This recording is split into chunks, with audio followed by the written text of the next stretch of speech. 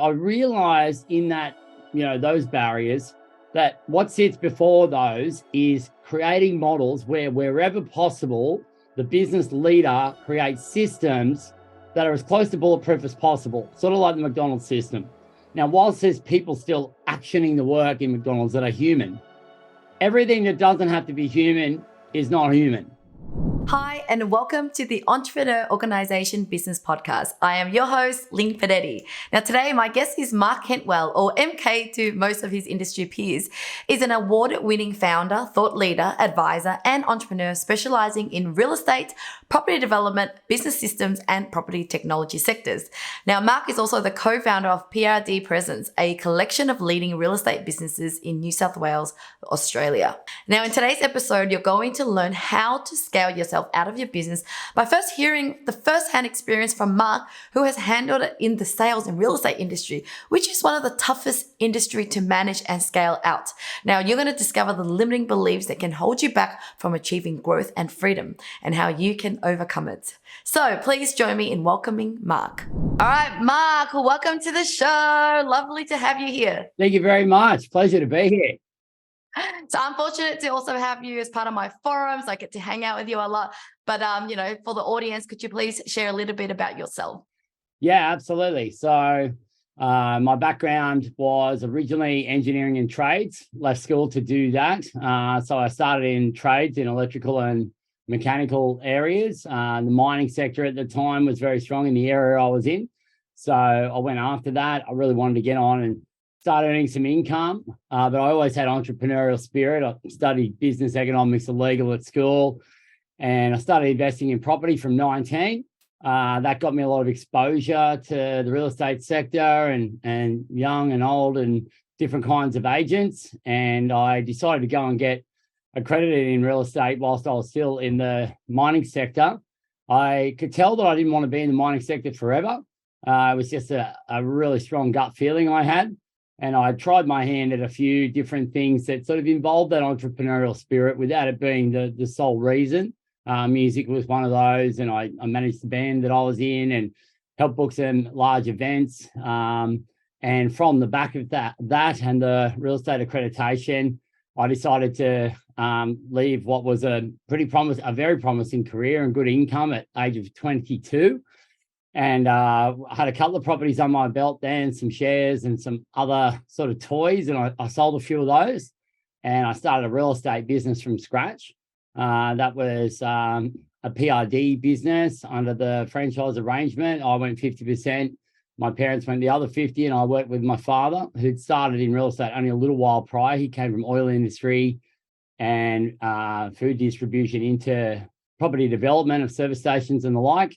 And so we started and we opened the doors officially in 2005, rose very quickly in that time, even though it was a very hard slog. Basically, one of my first things that I realized that even though it was a very big dollar industry, it was quite underdeveloped in terms of business systems. I'd actually, when I said I started my career in the mining, I actually worked at McDonald's restaurants prior to that from the earliest stage that I could. And I learned a lot about business systems there. I ended up a production supervisor at one of the sort of highest production restaurants in Australia. And off the back of that, I sort of started developing a lot of that awareness, how to have extraordinary systems that can help a business run on ordinary or better people. So when you've got those amazing people who go with amazing systems, that's where the magic sort of happens. As long as there's a market desire for the product, people are prepared to pay for it, and there's not a lot of other similar offerings out there that are easy to replicate. So from real estate, I was a principal from day one. I was learning how to perform the craft. I had coaches from day one, and I paid good money for those. We had a lot of barriers there. And within 3 to 4 years, I sort of reached the top 1% of the Australian real estate industry and made sure that I coached and trained everyone around me at the time, because when you teach something, you get to learn it again, as Jim Quick says. And so we started growing the organization, particularly in residential and then in project marketing. We had a backbone of commercial originally. We sort of moved away from that as my father had his years as they progressed on in the business. And now it's turned into a network of offices all run from a central hub. And I've got a business that white labels services to other companies, so they get all the credibility from the benefits from it. And I'll go into what it is that I'm doing particularly now and what that journey has been. So that's where we are today. Awesome. So yeah, of course you're running multiple businesses, so it's more than anything to be able to remove yourself from your business. But once upon a time, you were the sales guy in your real estate agency. And so to take us back to that time where you mentioned to me outside of this that, you know, it took you 10 years to really get yourself out of this. So we're here to talk about, that challenge. And most business owners do face this challenge. Like, how do I actually have a business that give me freedom? So take us back to that journey. Yeah. So from 2005 to 2011, it was an absolutely wild, expansive ride. And I learned a lot of lessons about recruitment, culture, business systems, and I had developed my goal in the first year was to survive. I'd heard that 50% of small businesses failed in the first year, and that 90% failed in the first 5 years. And that was some sort of stat that it was given to me by one of the business coaches I had at the time. So pretty scary data if that was the case at the time. So my first goal was to get to a year because we're putting money in the bank, not taking it out. And then the next goal was to get to 5 years. Well, by the time we'd reached that sort of 2010, 2011, I'd recruited some of the better talent in our region. Some of those agents have been in the game already more than 10 years. And I'd grown some from scratch. So I saw that real polarity there. Some were absolute disciples of how I did things and how I'd sort of gotten ahead, and others that sort of had their set in their ways. There was definitely cultural changes there. I brought in my mother, Shula, who'd been in a large corporate role. She had a company called A4 Australia that she opened the Australia division of on behalf of the UK founder, and grew to sort of 50 mil turnover and 450 employees. And I just brought her in for a health check, really, to say, look, I know that there's things that need to be addressed. Dad was still in the business at the time, and he was really doing a lot of the finance, the back end, a little bit of the sales management. So we shared that role, which I've since learned a lot about, and who's best how it's best to have heads of divisions. And I could see that there were things that needed to be addressed, but I didn't even have time to look at them. We paid for a lot of externals, we'd hired people, and Shula came in officially. Well, she was appointed to CEO in 2013, 2 years later. It was 2011, though, when I decided I wanted to get off the front tools and be known as the face of the brand and have others do a majority of selling, and I contribute to some. And then I would step back into project marketing, and that would also drive our property management and residential resales. And then eventually I would sort of be, a coach to the business, a passive shareholder, an inspirational leader. Well, that journey took over 10 years, around about 10 years. And the number of barriers that came up in that time were unbelievable. There were so many things to document along the way. It would take longer than we've got today to go into the detail of that, but I could certainly share some of those sort of obstacles with you and how we overcame. Yeah, I would love to hear the top, I guess 2 things at first if we have more time. But yeah, what do you think was really holding you back from, overcoming it much quicker? Because it took 10 years to get yourself out of that front sales, the sales. Okay, so thinking about that question, what were the things that were holding us back? Because some of the things that look like they're holding you back are actually stem from a greater thing, like the iceberg theory. So what I thought was holding us back was not having people I could trust to hand the reins over. And that was a reality. I didn't have people that were 100% aligned to the vision and the values of the organization, or the culture for that matter. I sort of had multiple cultures going on, and the bigger their footprint, to do with in sales businesses, one of the big markers that's really public in the industry is GCI, gross commission income. So that's how much in fees that the agents bring into the company. And a lot of the franchise groups provide their award structure on that because that's what they charge their revenue-based fees on. So it's very obvious why that was in place, but a lot of people don't acknowledge that.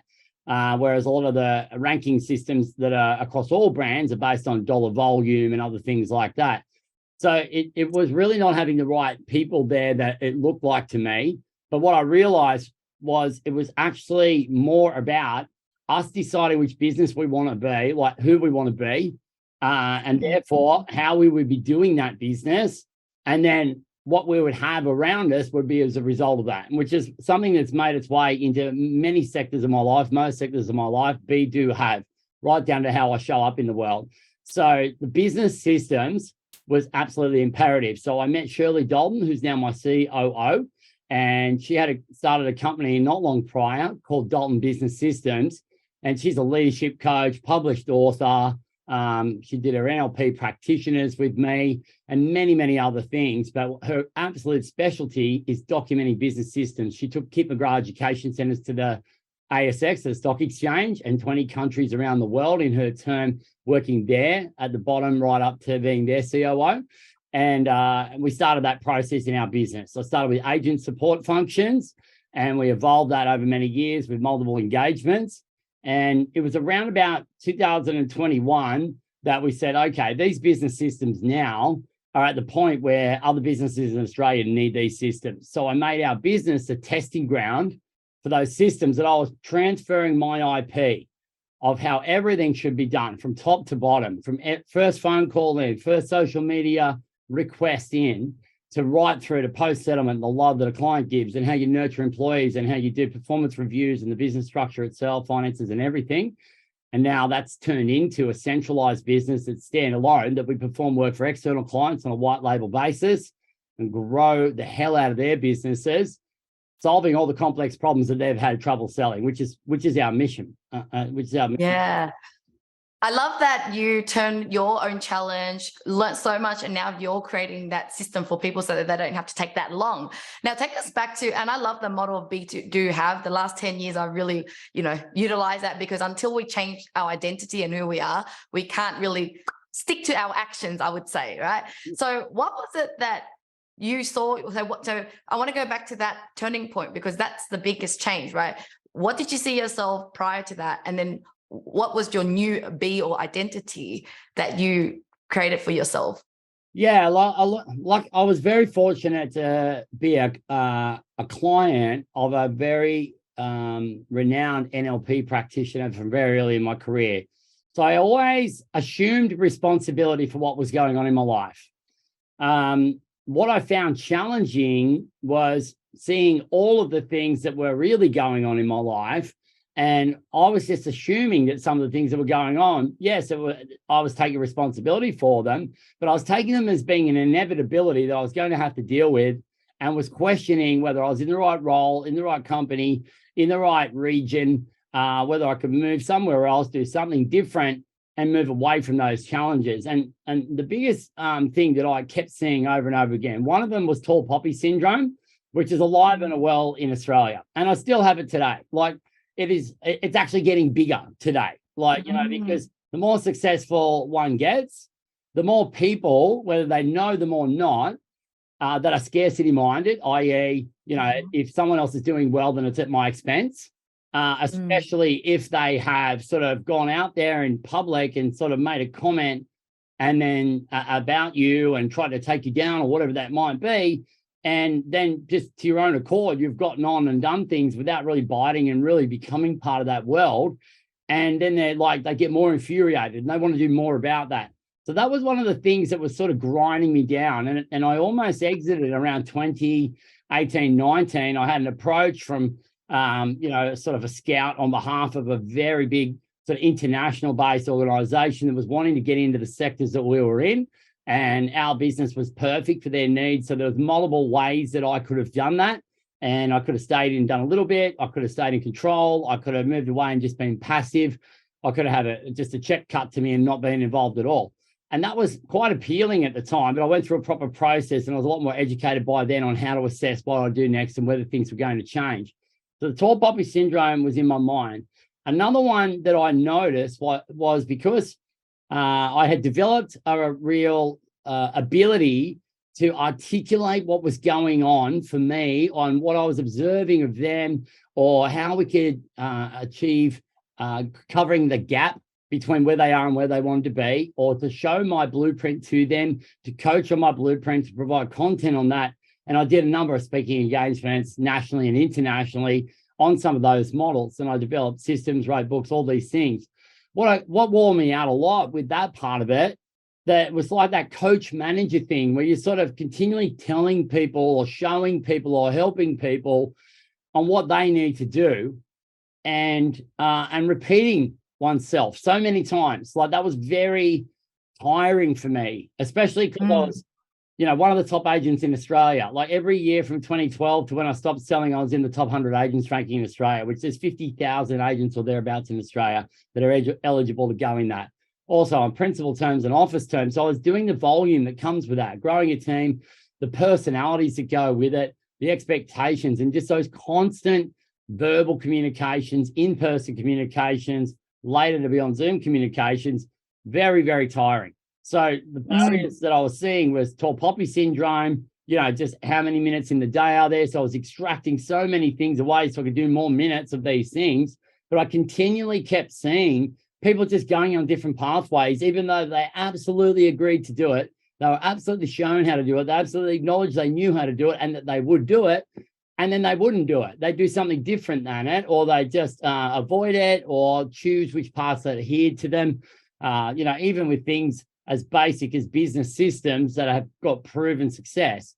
So I realized in that, those barriers, that what sits before those is creating models where wherever possible, the business leader creates systems that are as close to bulletproof as possible, sort of like the McDonald's system. Now, whilst there's people still actioning the work in McDonald's that are human, everything that doesn't have to be human is not human.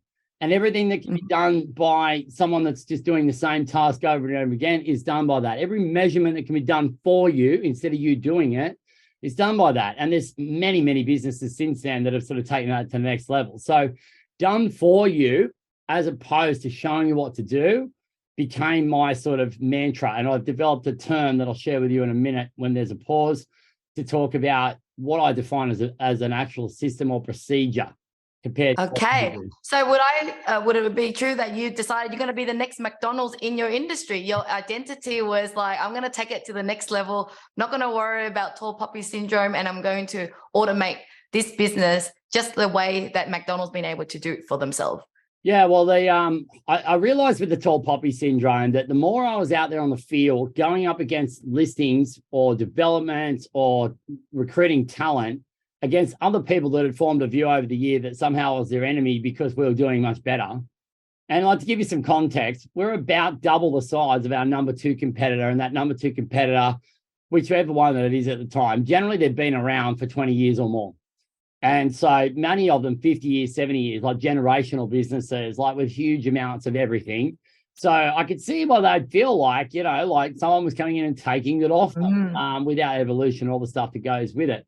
So that's just to give a bit of context on that. By getting out of the front line, where I was out there actually listing the client's properties and getting my team to help sell those properties and market those properties and all the things that go off the back of that. Like when you're going into a property that's $5 million, that's $100,000 in fees on average. And that's a lot of money, right? Whatever percentage you get out of that, it's a lot of money. If you're going into those several times a month, and then like you're beating the competition most of the time, like anywhere from 50% to 90%, depending on the location and all the other parameters. But it was more like 75 to 90% most of the time when there was someone in that high caliber. If I was really going for it, I had the right team on it. And that would get, these people are like, man, I gotta cut this tall poppy down.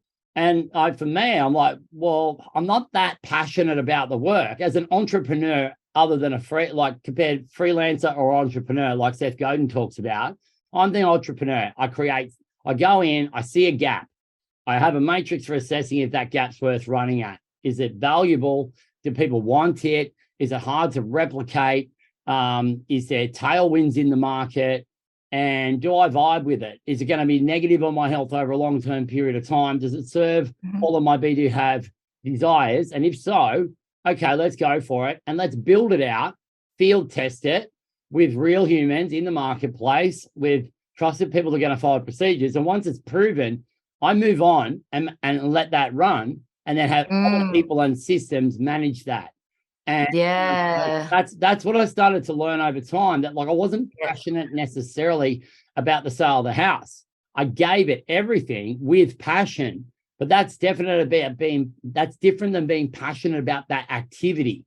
And that gets talked about a bit in the E-Myth, like the technician starting with the. So you really had to step away from the, I guess the temptation of the money that you could make in being in the front of the line and really working on the business. Okay, so now run us through what, you mentioned now that you can probably do it again in less the time, 2 years, and you can do it for other people now. So what is that framework? So if someone's listening now, they're stuck, they're right in the midst of like, look, I am caught up in this rat race. I thought I escaped the corporate rat race. Now I'm in my business rat race. And so what is the process to getting out of the business and just getting to work on the things you really want? Yeah, that's right. Well, they're key objectives to start with. What do you really want to be working on? Like, are you interested in that? Do you really vibe with that because of it's high dollar? Do you vibe with it because you love the work? Like a lot of people say, I love the people, I love the deal, I love the thrill of the deal, whatever. But can you get that thrill somewhere else that doesn't have the downsides, whether it's time or whatever? So that's a different discussion about people choosing what it is they want to do. But to have a look at what you and your competitors and other people in the industry that you can get into focused, move forward groups with the people that are really transforming and pushing the industry ahead, driving the industry ahead, which is my vision, to transform the Australian real estate industry. And that vision will be upgraded in a few years to transforming the international real estate industry, no doubt. I'm starting with that. And then the mission is to solve complex problems that the industries have problems solving for themselves by making it simple to implement, because we do most of the work for them and they're getting all their wildest dreams met. Now, the value's always got to be greater than the cost, and every stakeholder must win to be involved. So if they're applying that kind of logic to their own business, like where's their craft or their flow? I talk about flow a lot, the flow quadrant. I'm sort of writing a piece on it at the moment. So there's things you won't do, things you're willing to do, things you like to do, things you love to do. If you can get into flow and it's valuable and people want it and it's hard to replicate, then how can you document what you're doing in every other piece of that pie, the other 3/4 of that pie? Because other people are going to be able to execute that probably better than you, but you use IP to transfer it. So documenting business systems is such a huge one. Now, there's books and frameworks out there, like, I've been right into the EOS books lately, and Traction is a fantastic one to start with, just looking at the org chart itself, looking at the divisions, looking at what work's done, but documenting procedures. And here's what I say about a procedure. A procedure is a true procedure if someone could sit down after being, gone through orientation and induction in their company, right? So they know where the toilets are, they know who to talk to if there's something wrong or whatever. But they're suitably qualified for the role. They've gone through a good onboarding process. They sit down on their computer the first day and they're asked to do a task. Now, if that procedure is good enough, they should be able to go in, find that procedure, and run through the procedure so they complete that task to 100% accuracy without having any manager or support person around them to show them how to do it. 100%. Now, the only thing that'll change is it'll take them longer because they're not in that autopilot yet. Like when you first used to use a keyboard, you type in 15 words a minute, make spelling mistakes and have to correct them all the time. And people that type faster at 100 words a minute. So like the example is, if the procedure's not at that level, you got to ask someone where things are or ask them what they mean by something. There's not video tutorials, written tutorials, screenshots, everything that goes with it and where to go if something's wrong, then it's not a procedure in my view. What that is a blended approach of human management and a procedure. And every time you need to put human management into a procedure, you take away the ability for the individual to be creative and brilliant within that procedural guideline. And you're just soaking up a manager's time for them to get tired doing the same things over and over again. So they can't be there to do the human part of their role, which is where the culture of the organization sits. People join for the vision of the company or the leader most of the time, or there are other parameters that, they're on their boat for their they're on your boat for their reasons. But when it comes to actually, like that vision and what it feels like, they stay for their managers according to Gallup and the satisfaction survey. So if the managers are actually just showing people how to do things over and over again, then you need more managers. You've got a HR load. You've got a problem with profits. You can't remunerate people properly, and people never feel creative, and they always have to go to the manager to ask how to do something. So the organization never scales, or if it does, it scales far less than it would have. Okay, so were there some limiting beliefs that you had to let go in order to actually get to where you are? Because I know with, trying to remove yourself from business, sometimes it's actually the leader who's just controlling, or needs to have everything go through them, or to have the last say to things, or maybe being the decision maker across everything. So, did you come across that kind of challenge when you were going through it? There absolutely were limiting beliefs. Some of those I put on myself. Some of those had, come from peers or reading or speaking to people that I looked up to. And even those within my close-knit leadership team. And I'm so grateful for the journey. Like, I wouldn't change it. Even though there's things I would do dramatically different if I did it now, I didn't have that level of awareness then. So, like, it is a journey. There's not sort of this end point you're trying to get to. Some of those limiting beliefs were, though, that I got told from a very early part of the career that sales businesses, you wouldn't get profit and sustainable profits and a scalable business in sales. Your people are always going to leave. Their salespeople are always just going to leave. They're going to take your data. They're going to take your clients, whatever. And I chose to look on the bright side of that a lot of the time and, really rely on written agreements and verbal agreements and really good culture and management. And I did so much front ending of providing an ultimate environment, thinking that, man, we'll get paid back on this. And these people, how could they ever go anywhere else? It's so good.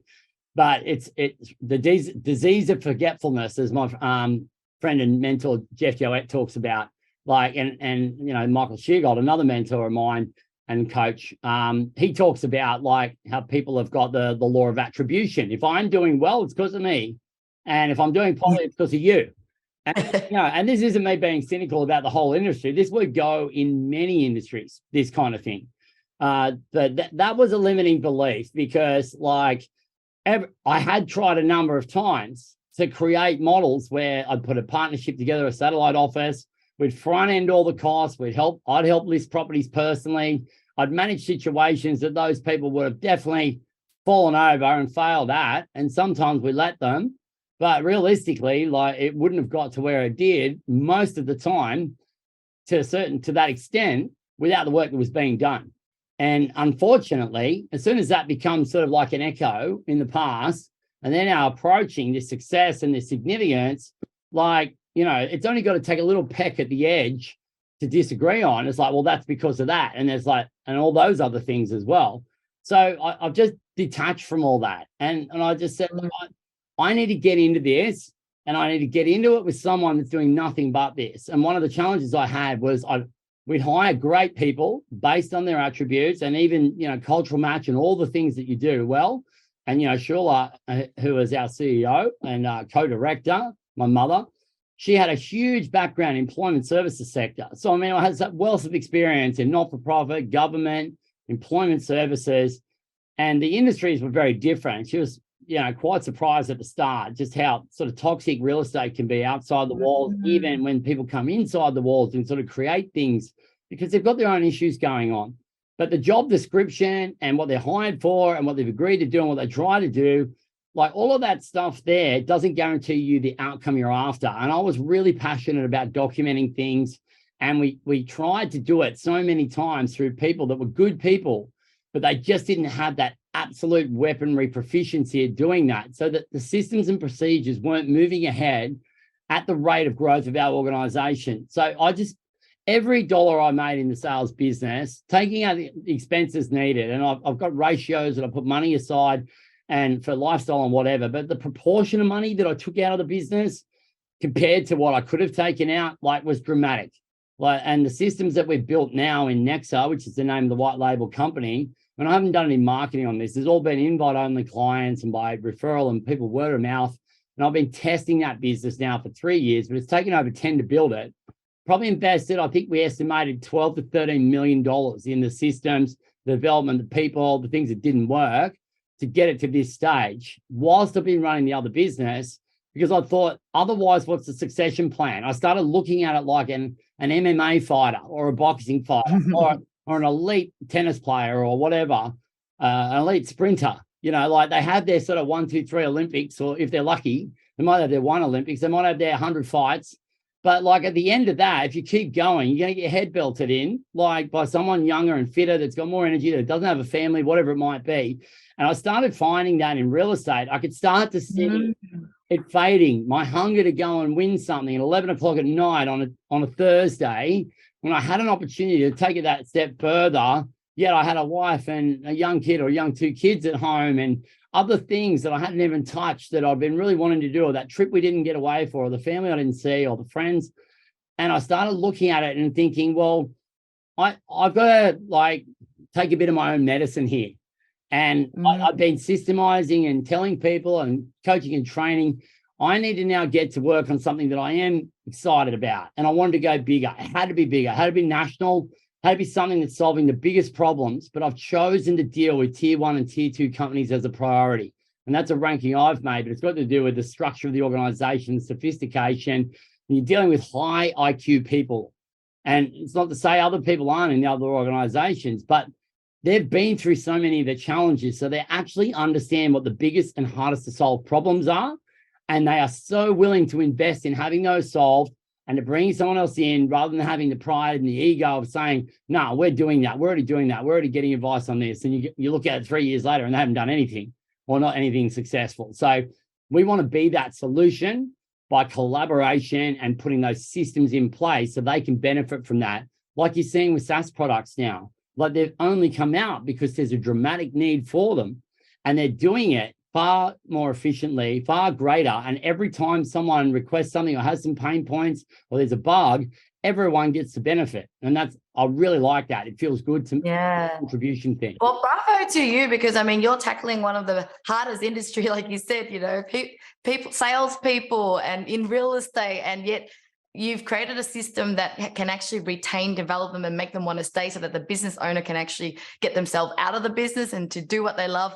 That is just amazing. So as we are now hitting to 30 minutes, I know there's a lot to talk to you about. So how can people connect with you? What are the ways where are you at hanging out online? Yeah, Instagram's probably the easiest for me, because it's the ecosystem that sort of I find most intuitive and light and simple. So it's at Mark, M-A-R-K _ Kentwell.